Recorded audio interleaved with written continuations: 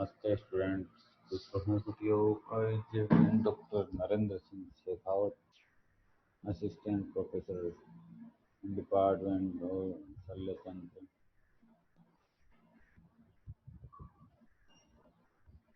Faculty of Ayurvedic Science, Jyoti Vidyapith, Mansi University, Jaipur.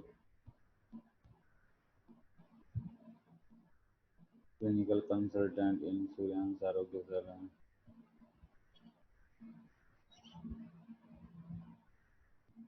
Jyoti Vidyapith University and Hospital in Jaipur.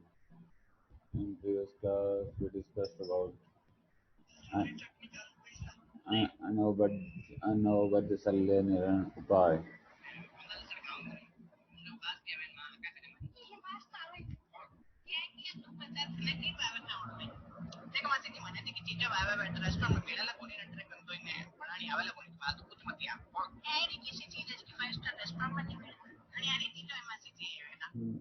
In today's class, we will discuss about अवबद्ध शल्य निवारण.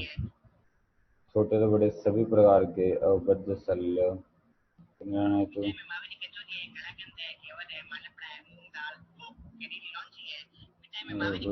प्रतिलोम अनुलोम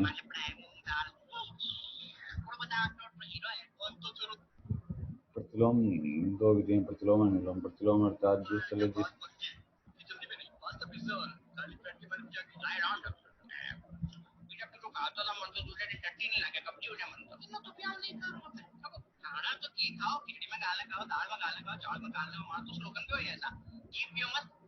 शल्य जिस मार्ग से प्रविष्ट है उसके विरुद्ध मार्ग से बाहर निकालना उसको बोलते हैं प्रतिलोम विधि.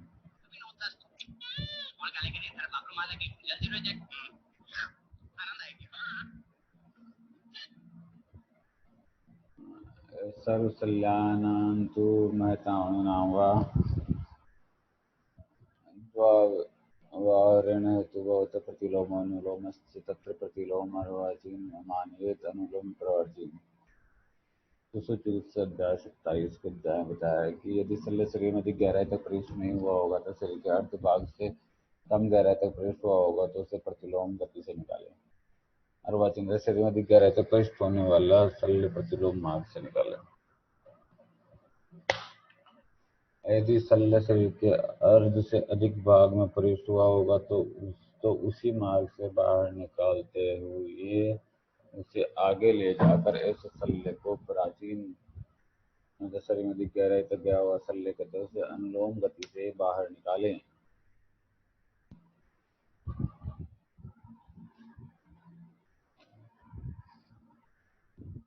ये दो अवबद्ध शल्य के निवारण के उपाय था. जो धातु में गंभीरता तक गए शल्य उनका निवारण के उपाय.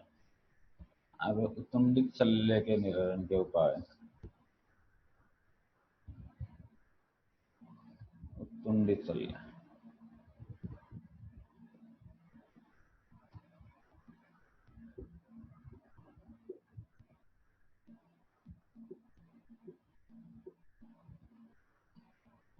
उत्तुंडितं चित्वा निर्दहात्येति छेदनीय मुखम छेदनीयत मुखान्नपि कुक्षि वक्ष कक्षावंक्षण प्रसुतांतर अधिपति पतितानि च शक्यं यथा मार्गेण हस्तेन वा भर्तु प्रियेत हस्तेनापर्तं शक्यं विश्वस्य शस्त्रेण.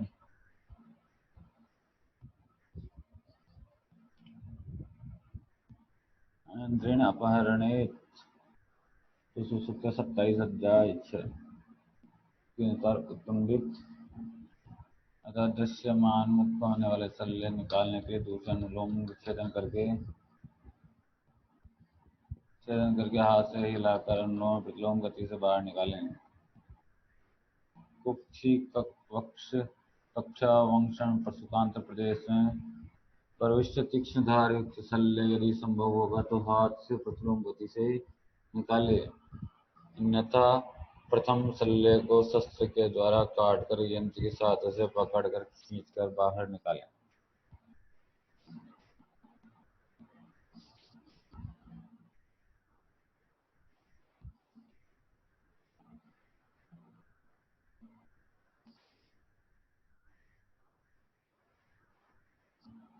शल्यनिर्णय पश्चात कर्म शीतलेन जलनेन मूर्छन्ति तमवसे चेत् संरक्षेत् मर्माणि मुहुरसा तं ततः शल्यं मुद्रत्यं निरोहितं व्रण कृत्वा स्वेदम् अग्निर्घृतं प्रभृति सं वेदावदाह प्रतीय सर्पीमदुभ्यां पद्माय च चारुदे सूत्र 27।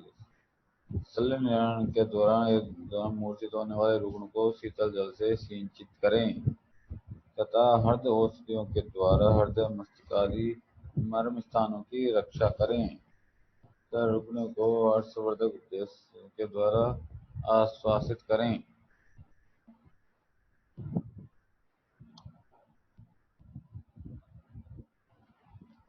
अंतरासक्त शल्यम बाण पूर्व मूड गर्भादि निर्णय पश्चात व्रण से रक्तस्राव होने पर रक्त स्तंभन उपाय करें।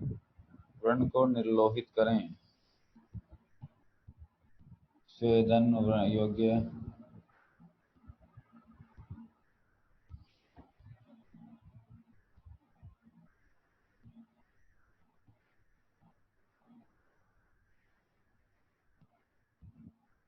स्वेदन योग्य व्रण में कोष्ठ घृत अग्नि की सहायता से स्वेदन करें। आवश्यकता अनुसार दहन कर्म करें तत्पश्चात घृत मधु से व्रण प्रदेश में अभ्यंग करके बंधन करें। रुग्ण को व्रण पत्य पत्यादि नियमों का आचरण करने का उपदेश दें।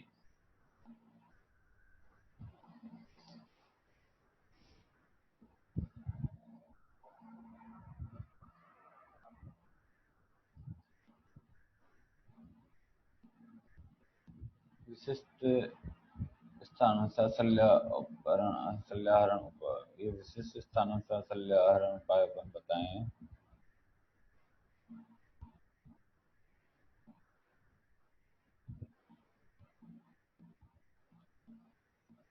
शिरा स्नायु विसलग्न शल्यहरण उपाय शिरा स्नायु विलग्नम श्लाकादिविमोच्यपचेत सवतु ग्रस्तवारंगम समौपीड्य सवतु दुर्बलवारंगम कुसादिविबद्ध्वा शिरागतत्व स्नायुगत चिकित्सा सूत्र के अध्याय 27 में बताया कि शिरागत अथवा स्नायुगत शल्य को श्लाका आदि की सहायता से स्वतंत्र करके बाहर निकालें।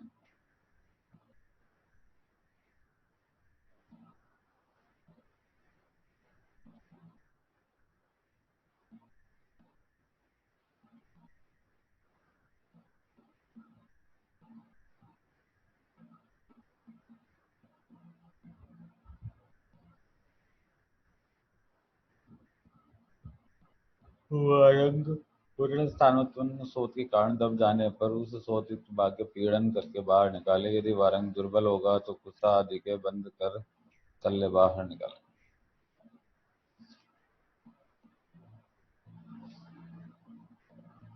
हर्ष समीपस्थ शल्यहरण उपाय हृदयम् अभियतो वर्तमानं शल्यं शीतजलादिभिः अभिरुदितस्य यथा मार्गं दुरुपरन्तमन्यो बध्यमानं पाटयित्वा हरेत्। सूत्र 27-10 शल्य हृदय के निकटस्थ भाग में in the vicinity of the earth होने पर भयभीत रुग्ण को सर्वप्रथम शांत करके उस स्थान पर शीतल जल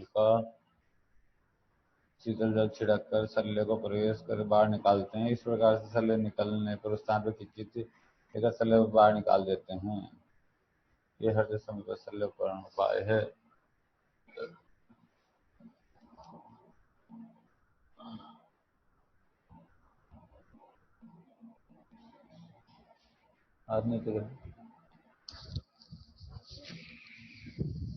आदेश में कुक्षी भाग में प्रविष्ट शल्य उपाय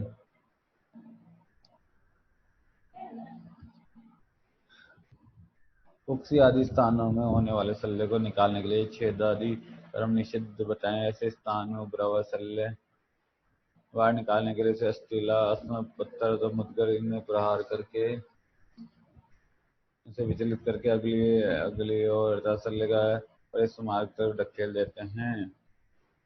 तत्पश्चात यंत्र की सहायता से उसे निकाल देते हैं। इस प्रकार ये this session is powered by digital version 2.0 जो कि Vidyapeeth women's university Jaipur. I hope you are satisfied with this digital session. If you have doubts and query, please mention in comments box.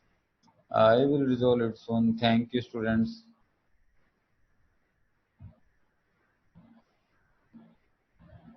I JVM Dr. Narendra Singh Sehgal, Assistant Professor Department of Faculty of Ayurvedic Science, Jyoti Vidyapeeth Women's University, Jaipur.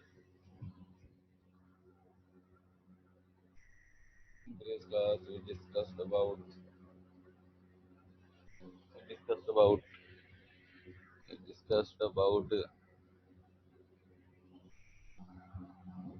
discussed about introduction part of Vidyapeeth.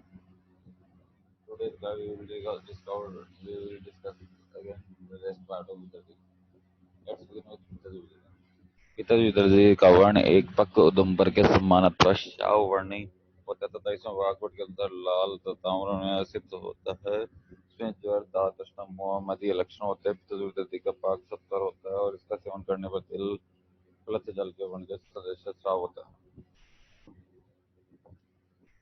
लाभ सदस्य पांडु शीत स्तब्ध अल्प वेदना चेरो उत्थान प्रपागत सकंडुस कपत cup जीवती।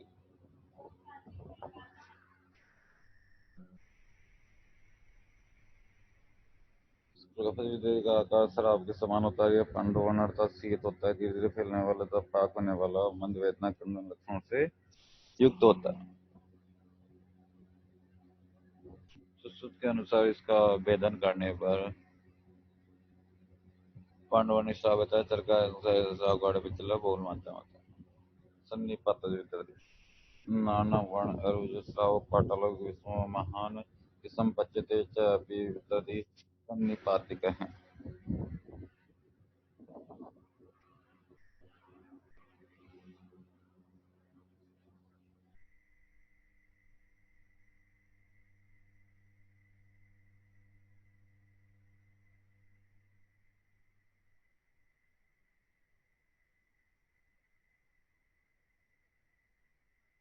इसका वर्ण वेदना इस प्रकार की जिसका विषम काल स्वरूप में होता है। वेदन इस प्रकार का स्राव होता है। सामान्य विकृति का आकार बड़ा स्वरूप का होता है। बोलने के विरुद्ध प्रमाण व्यक्त होकर रस दूसरे की दृष्टि होती है। पता जवाब विकृति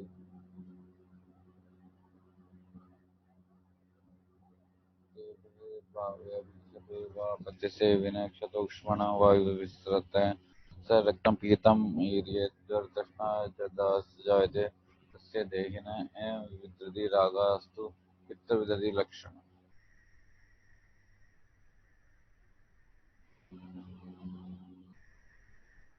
पतन गुड़ के कारण उत्पन्न वर्णों में तो व्रणित के द्वारा पत्र सेवन करने पर वायु का मार्ग अवरोध तथा गत धातु के प्रकोप होता है। तो प्रकोपितवात के कारण रक्त की दृष्टि सतत उत्पन्न होती है। अग्नि पित्त रक्त विद्युत के समान लक्षण होते हैं। जैसे जड़ तृष्णा दाई लक्षण तीव्र स्वरूप के होते हैं। अधिक प्रमाण होते हैं।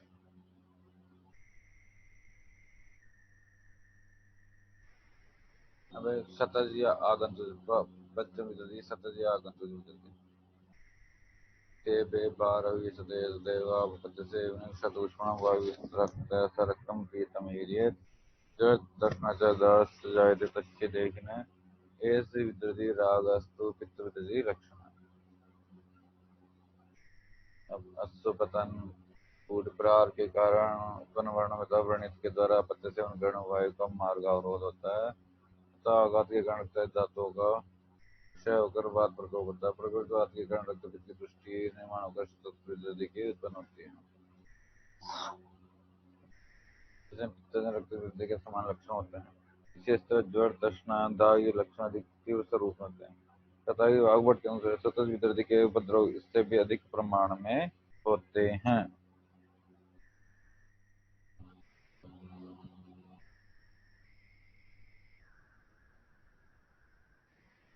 इस प्रकार यहाँ 5 प्रकार के विकृतियों के लक्षण बताए गए हैं। अंतिम विकृति रक्त विकृति का लक्षण अपन अगले लेक्चर पर डिस्कस करेंगे। So this session is powered by digital version 2.0 Jyoti Vidyapith University Jaipur. I hope you are satisfied with this digital session. Doubts and queries, please mention in comments. So I will resolve it.